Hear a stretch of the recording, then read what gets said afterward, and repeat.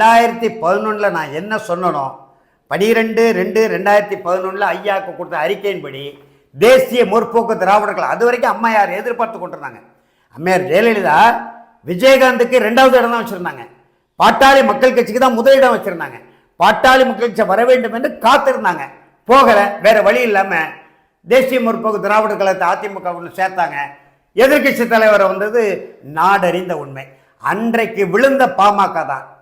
ஏழை சொல் அன்றைக்கு அம்பலத்துக்கு ஏறியிருந்தால் அன்புமணி ராமதாஸ் அவர்கள் என்னை போன்று பாட்டாளி மக்கள் கட்சியில் மாநில கொள்கை விளக்கணி தலைவர் என்ற பொறுப்பில் இருந்து கொண்டு அன்றாடம் ஏழை எளிய உழைக்கும் மக்களோடு நெருக்கமான தொடர்பில் இருந்து மக்களுடைய மனநிலை அறிந்தவர் என்ற முறையில் இந்த அறிக்கையை படித்து விட்டு என்னை அழைத்து ஒரு 10 நிமிடம் பேசியிருந்தால் அவருடைய மனநிலை மாறியிருக்கும்.